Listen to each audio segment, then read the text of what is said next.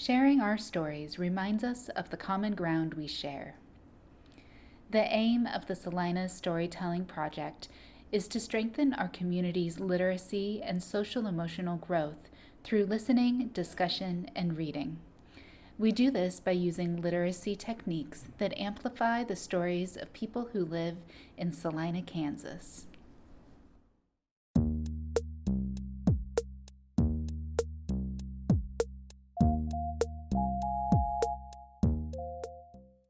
My story begins in Clinton, Oklahoma, where I was born. I grew up in Dodge City, Kansas, where most of my childhood memories are at. My mother and stepdad were both alcoholics, so home life, childhood life was based on survival mode, rather than love and caring and nurturing. I'm the oldest of 5, so I was like the mother hen of the family. One thing I do remember about my childhood that has been instilled in me was a hot meal every single night. My mother always made sure we had dinner. She was like the neighborhood mother. All of our friends, we were outside playing all day long. She would offer them food, dinner. I lived with my aunt off and on for like 5 years. She was like our second mother. At age 14, I moved to Salina. In 8th grade, actually, I met my kids' father. At this point in my life, I was very young and broken, depressed. I don't think I realized it then, but looking back at my childhood, I think I've always been depressed. There was always some depression. I didn't know what love was. I didn't know what a healthy relationship was supposed to look like. He was my very first boyfriend. I had no idea what I was doing. At age 15, I was pregnant with our first child. I had him at 16, which was one of the best days of my life. I fell in love. I did not know that you could love something so much. It was unconditional love. At 17, I got pregnant with our second son. I had him at 18. At 19, I was pregnant with our daughter, and I had her at 20. At this point in my life, I was very lost and I felt hopeless. I think my depression was a lot worse just because I was still trying to deal with my childhood trauma, and then I had kids, and I wanted so much more for them, and I didn't want the same thing. But I was so young, I couldn't really give them everything that I wanted to. And so the depression, I think, got a little worse. And then my relationship with their dad was very toxic. There's no love.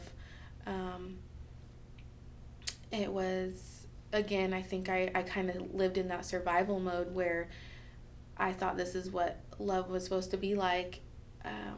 The cheating, getting put down.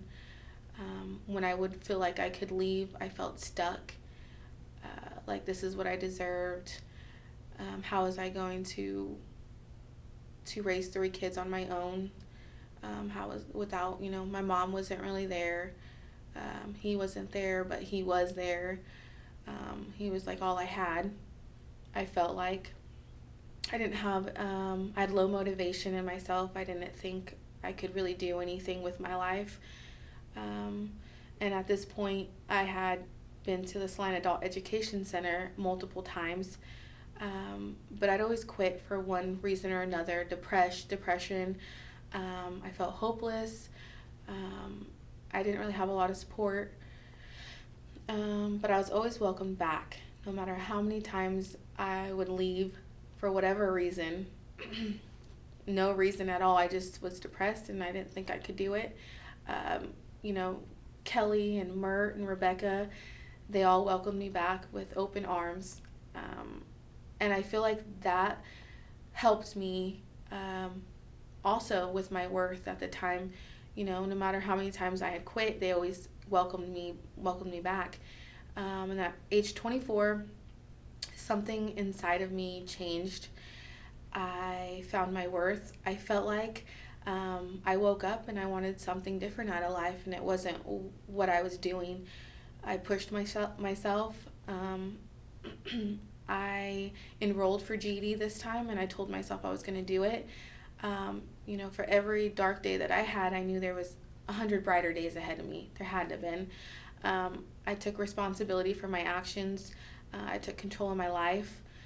And I passed my GED in 3 months. This opened up so many doors. This was like the beginning of a new life for me. It opened up doors for jobs that I couldn't have before. Colleges, opportunities. I got a job at a bank that I worked at for 3 years. I loved it. I started off as a teller, and I worked my way up as a personal banker, which I wouldn't have had this opportunity had I not took control of my life when I did.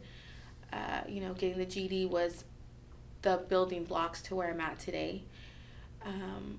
But something kept calling. Something kept calling for me for nurturing. I feel like I'm a nurturer, and maybe that goes back to my childhood. And so I applied to the LPN program at Hutchinson Community College, and I was accepted. First person to go to college in my family. LPN school was probably one of the hardest things I've ever had to do besides being a mother to 3 kids. It was difficult. At this point in my life, the relationship with my mother was mending. She was like a rock to me. She helped me get through some of my dark days that I was having. In the middle of nursing school, I decided to take another big drastic step in my life. I decided to leave my kids' dad, which is something we had been together from 15 until I was 26. Or no, I'm sorry, 27. So from 16 to 27, I was with my kids' dad. And at that point, I was tired of being put down, feeling worthless, like I was never enough, of the cheating, the fighting. I decided I wanted something more, and that's not what I wanted for me or my kids. It was probably one of the hardest decisions I've also had to make. It was in the start of a pandemic, and so it was scary, it was terrifying. But I knew if I wanted to keep pursuing a better life, that I had to make that decision. And so I graduated nursing school, which I was very proud of myself because I had done that with 3 kids, being a single mom in the beginning of a pandemic, terrified. And my first job, I started in a memory care unit, taking care of residents with Alzheimer's and dementia, which was very fulfilling. I actually really enjoyed that. I got offered an opportunity in an isolation unit to help take care of COVID patients, which was also, again, terrifying. Being a brand new nurse, I didn't get any training. At one point, I had 28 patients, probably my first week into this isolation unit. That was pretty scary. And so it was like a sink or swim moment. And I swam. And so that was another turning point in my life for me. I felt very proud of myself, which is not something in my life that I've done a lot. And so for me, that was amazing. And I'm now actually in an RN program. And I still have my rough days, with class and work and kids, being a single mom.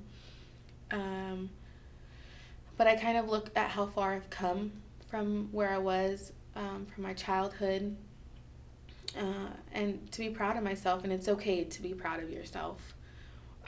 those difficult roads can sometimes lead to beautiful destinations. And I'm very proud of where am at now and where I'm going. And with hard work and dedication, I know that things are possible. My goal is to be a nurse practitioner, which I'm very excited about because I know that I can make it there. And how I get through some of these dark days that I still have, I think I will always suffer with depression. It's like a motto in my life that nothing in life that is worth it is ever easy. And I try to be better than I was yesterday. And I kind of take those words with me, and I kind of throughout the day I'll say them to myself on those hard days, even at work or on hard days at home. So that's kind of where my journey has led me. Hasn't always been easy, but it's always worth it.